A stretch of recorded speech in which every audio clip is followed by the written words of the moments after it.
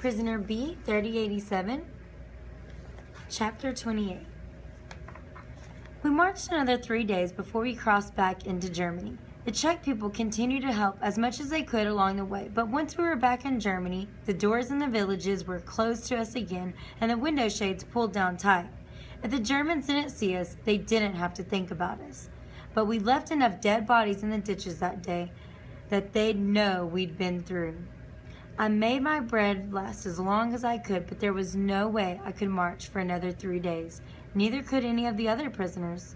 From the looks of our ragged ranks, how close was Dachau? How much longer would it take us to get there? Would any of us be alive to see it?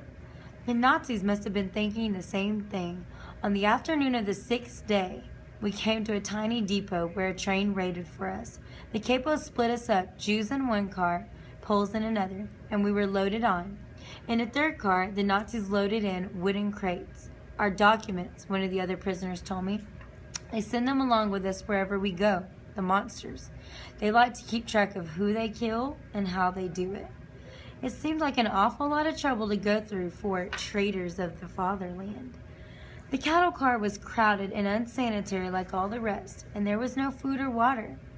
But what we brought with us, at least we weren't walking anymore, which was a small mercy.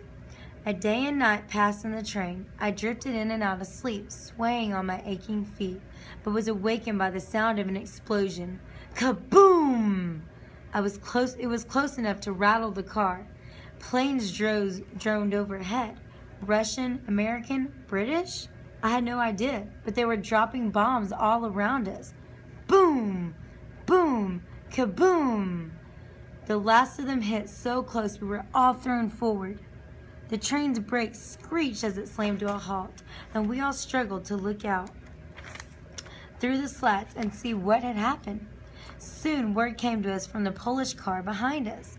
The last car on the train had been hit with a bomb. No one had been hurt, but the car that held all our documents was destroyed.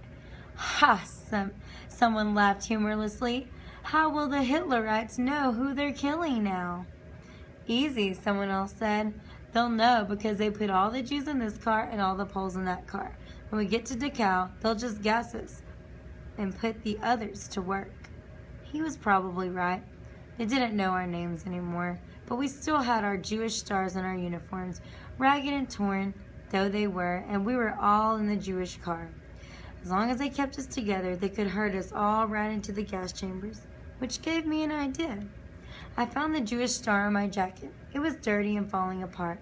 Remembering my work sewing uniforms, I bit at the seams that still held it onto my jacket until I could rip it off.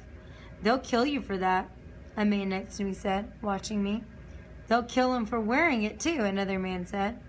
I didn't listen. I had a plan.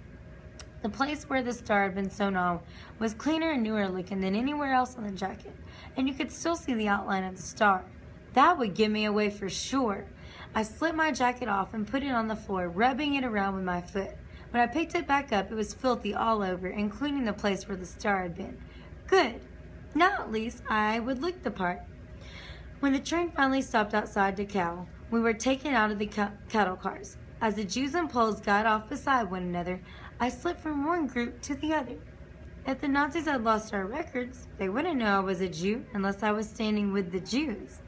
One of the Poles saw me change sides, and he frowned at me. I worked my way further into the group and waited, my heart thumping. If I was caught, I'd be killed. I remembered how back home in Krakow, people sometimes mistook me for a Gentile. I hoped the Nazis would be fooled. The SS officers made us line up and tell them our names and numbers. Prisoner B-3087, I told them. My name is Jan Zaloni. Zaloni meant green in Polish. My real last name, Greener, meant greener in German. Zaloni made me sound more Polish, and it was way easy to remember.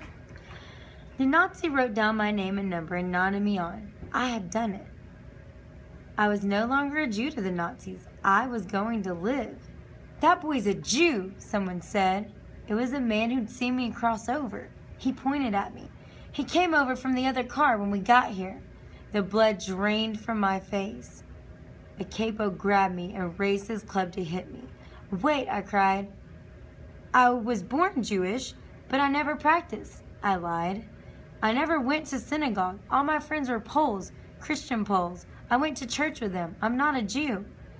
If you were born a Jew, you're a Jew, the SS officer said. He marked through my name on his sheet, put him with the others where he belongs. The capo shoved me along to the group of watching Jews. None of them had said a word, not even the men who'd seen me take off my Star of David. When the capo had pushed me back among my people, I turned to look at the Pole who had ratted me out. He kept his eyes on the ground and wouldn't look at me. Why had he done it? What difference did it make? It's not like I would have eaten food he could have eaten or slept on a bed he could have slept on. I was nothing to him, nor him to me. And yet he had told on me when there was nothing to be gained by it. He had told on me for no other reason than that I was a Jew. The Nazis took our names and numbers and made new documents for us to replace the ones that had been destroyed before they marched us into Dachau. They would need them so they could keep track of how they killed us all.